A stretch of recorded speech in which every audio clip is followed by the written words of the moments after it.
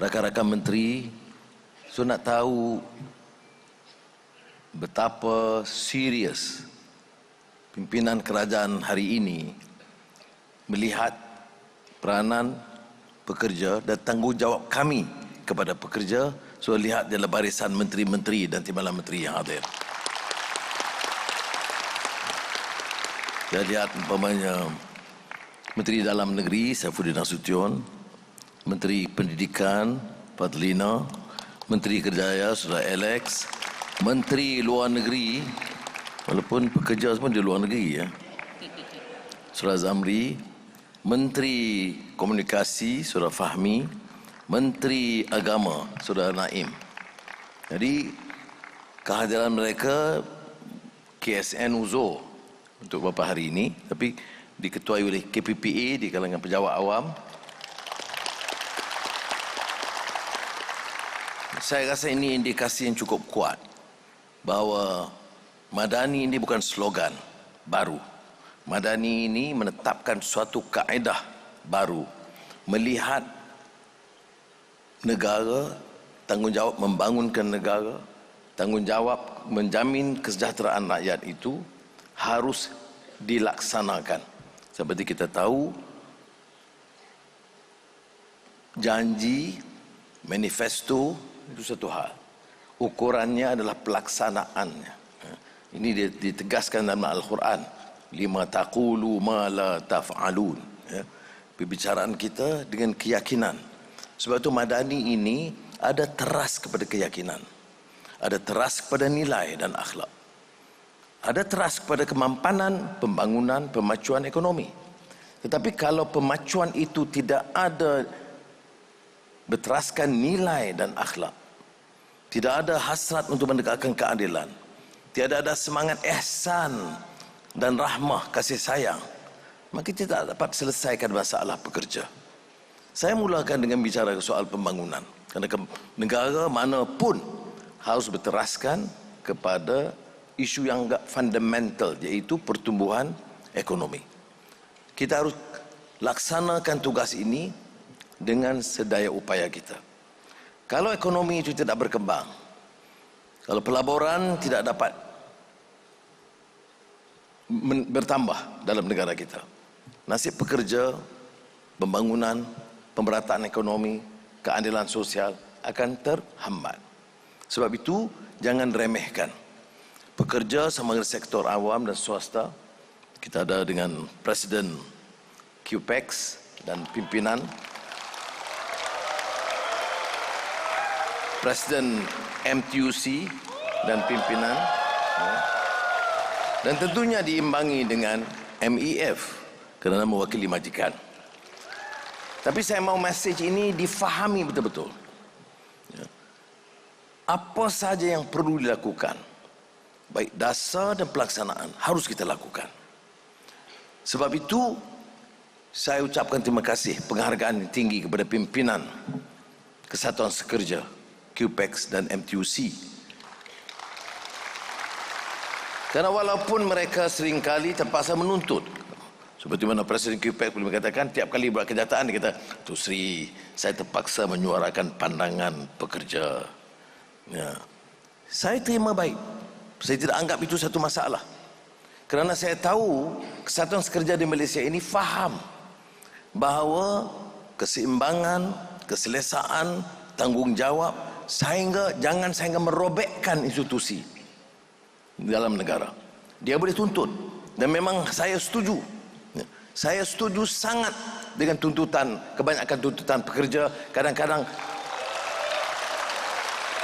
kerana sistem di negara kita ini, saya minta rakan-rakan dalam MEF faham ya, bahawa tanpa rasa selesa di kalangan pekerja, tanpa membangunkan suasana persekitaran yang baik untuk pekerja, produktiviti tidak akan meningkat. Jadi sementara kita tahu tanggungjawab, ada kesan. Kalau tuntutan pekerja itu keterlaluan, maka pelaburan tidak akan sampai. Tapi kalau sikap pelabur-pelabur dan majikan itu terlalu mementingkan keuntungan sehingga mengenepikan kepentingan pekerja, maka tidak akan ada harmoni dalam negara.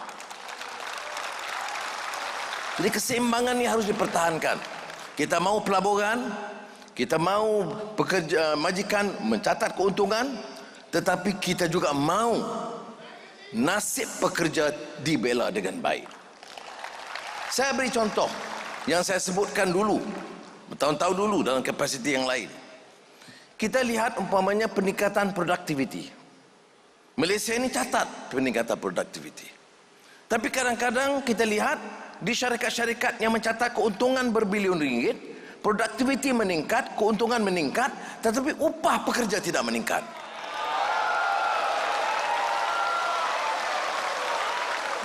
Saya telah gesa dan pesan perkara ini, ya, kerana ada ketikanya di mana kerajaan harus campur tangan. Kita berikan insentif, kita berikan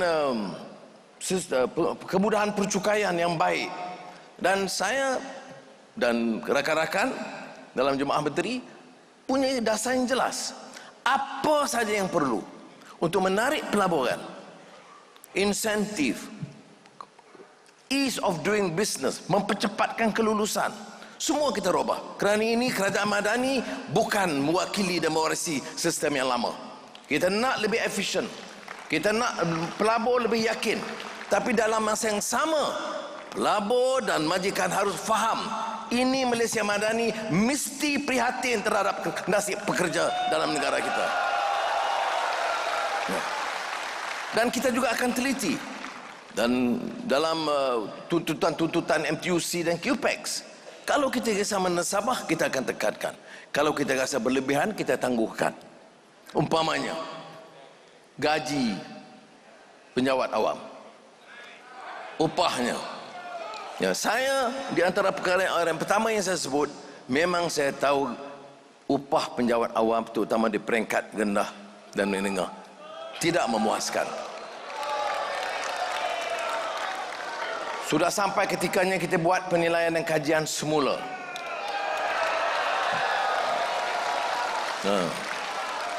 Ini tepuk awal sangat. Dan ini jaminan saya, saudara. Sebagian saudara kenal saya dan kenal rakan-rakan saya. Dan kita bagi komitmen. Kita ambil alih dalam keadaan keuangan yang sangat parah. Hutang 1.5 triliun. Sebahagiannya kerana iklim ekonomi, sebahagiannya kerana perompakan dan porak-poranda sistem ekonomi. Sebab itu saya katakan, kalau mau ekonomi berkembang, kalau mau hasil bertambah, kita kena lawan dan hapuskan perasuah-perasuah besar ini. Dan saya mau bekerja, sama barisan dengan saya. Kita bangkit dan perang terhadap golongan yang merasuah negara ini. Saudara hanya memerlukan RM200 tambahan sebulan. Ada yang lebih kurang pertambahan yang sudah perlukan. Dan sudah perlukan kan itu bukan untuk membeli mobil besar atau rumah besar. Hanya untuk kebajikan pendidikan anak-anak, kesihatan anak-anak. Itu pun begitu sukar diperoleh. Tetapi pembesar-pembesar, pemimpin-pemimpin saup ratusan juta daripada ruang negara. Saudara, ya, ini pekerjaan ini gelanggang saya. Kerana saudara lebih faham masalah dan derita rakyat. Ya, tapi ada yang mengatakan ini dendam. Apa dendam? Kamu curi ratus juta ringgit, kita ambil tindakan, kita jangan dendam. Ini nasib baik saya Perdana Menteri, bahasa saya kena kawal sikit. Kalau tidak saya gasak betul-betul habis. Ya.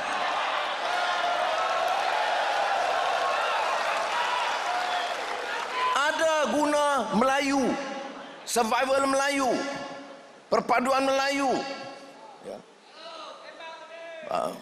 Kemudian guna agama dan Islam, tapi pertahankan sistem yang korup dan orang-orang yang korup.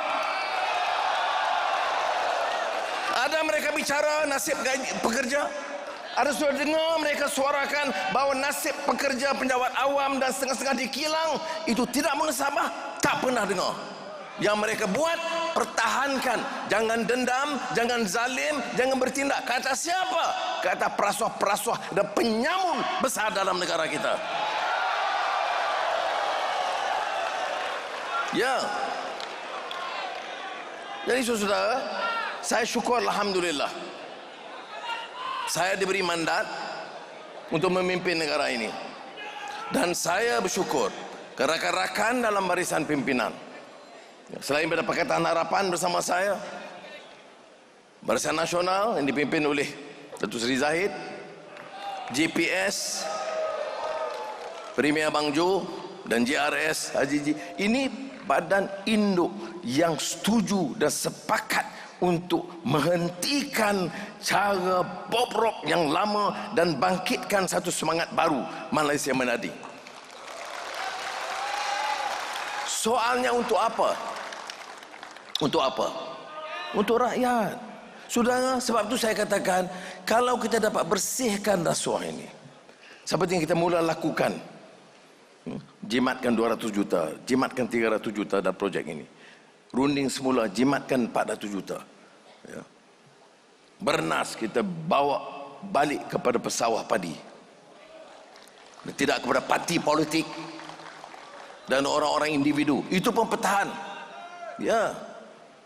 Sudah bukan kecil. 60 juta ringgit tahun ini dan 30% daripada keuntungan bersih Bernas. Mengapa tidak dilakukan dulu? Mengapa diambil 200 juta masuk parti akaun? Itu pun tetap sokong. Dan kadang-kadang sambung hidup Melayu atau Allahu Akbar. Baik. Sebab itu saya kata, bila kita jimatkan, kita pulang kepada siapa? Pesawah padi yang miskin. Bila kita jimatkan tebatan banjir, kita tambah banjir projek di Kota Tinggi, di Batu Pahat, Kota Tinggi, dan di Sungai Golok, Kelantan. Kerana apa? Kerana kawasan ini ditenggelami air dan harus kita bantu, saudara. Jadi penjimatan dilakukan di bawah KKR dan kewangan itu untuk membantu rakyat. Hasil yang kita tambah. Saya terima kasih kerana Lembaga Hasil Dalam Negeri sekarang ini lebih tegas kutip cukai. Ini uang besar untung bilion-bilion, cukai kurang-kurang. Yang bawah-bawah cukai kita strict. Jadi oleh demikian kita catat penambahan. Saudara, beri kita tempoh. Seperti yang saya sebut kepada Presiden QPEX untuk penjawat awam. Kalau tren ini berlaku seperti ini, beri saya tempoh 1 tahun.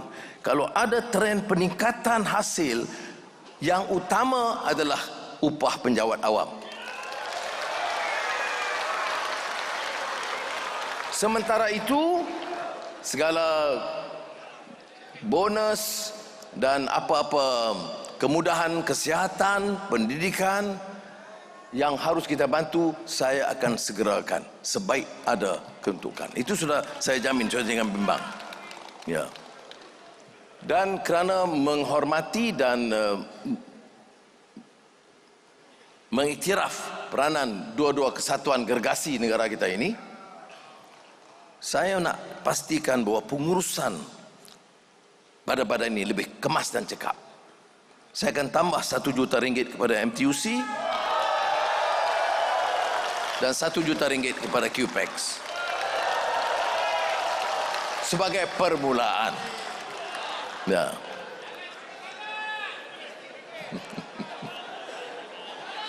Baik. Jadi saudara, saya tidak mahu guna kembali ini menerangkan tentang akta pekerja dan berubah-ubah dilakukan. Kerana saudara ikuti perkara ini dan memang bukan sekadar menteri dan kementerian dengan KSU baru, tetapi kita juga akan meneruskan kerja ini sebagai kerja yang berterusan. Dalam dialog QPEX dan MTUC, kita akan pastikan dan saya minta kalau majikan QPEX itu kerajaan lah, ya.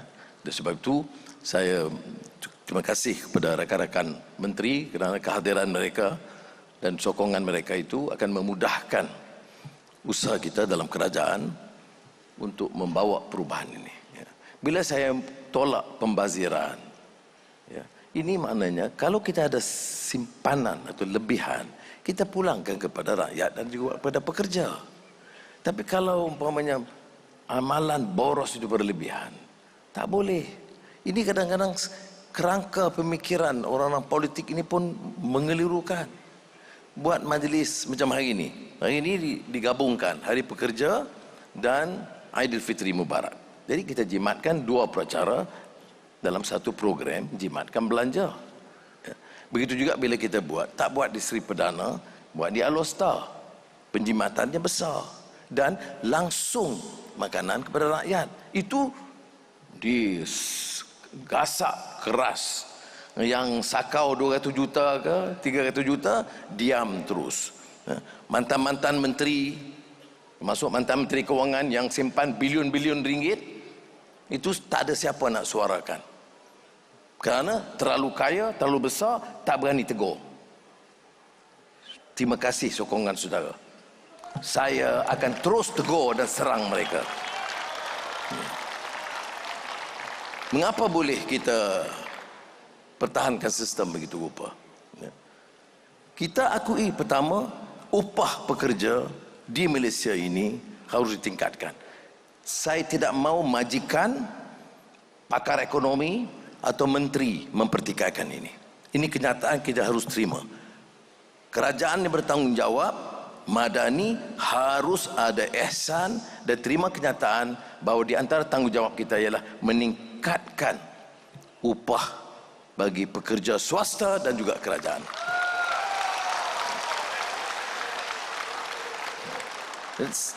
Ada majikan yang bertanggungjawab, betul. Tetapi ada yang tidak bertanggungjawab. Masa majikan catat untung 800 juta, 1 bilion ringgit, ada naik upah? Kadang-kadang tidak naik. Ada dia fikirkan nasib pekerja, perumahan mereka, pelajaran anak-anak pekerja, jangan fikir yang lain.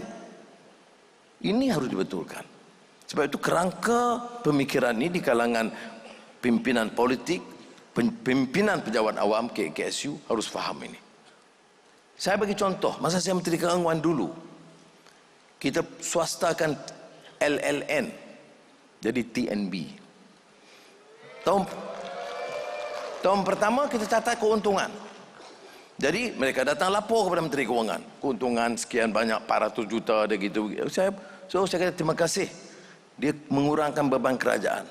Soalan saya yang pertama, bagaimana upah pekerja? Ditambah atau tidak? Kita ada tambah sikit, baik. Bagaimana perumahan pekerja di TNB? Belum kita fikirkan. Bagaimana dengan pendidikan anak-anak TNB? Ini baru makna swasta. Ini swasta, untung yang di atas, yang di bawah kekal yang sama. Tidak boleh begitu.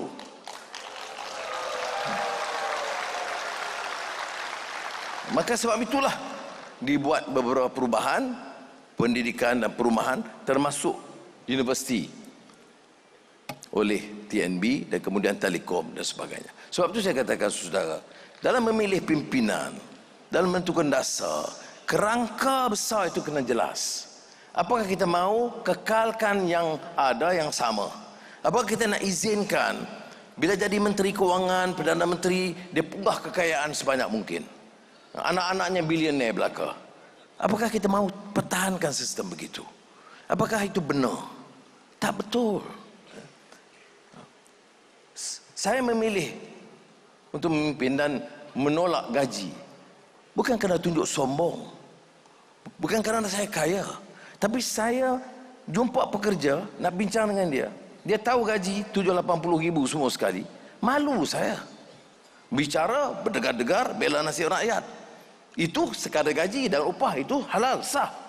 Dan komisen banyak lagi, harta di Vancouver, harta di London, harta di New York, harta di Perth, kemudian balik di sini hidup Melayu.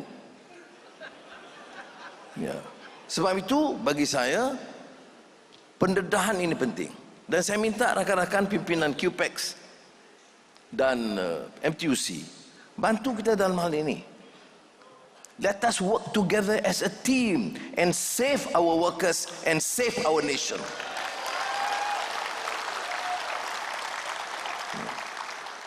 Sudah lihat betapa sukar pelaksanaan gaji minima pun begitu sukar sekali. Ya, begitu sukar.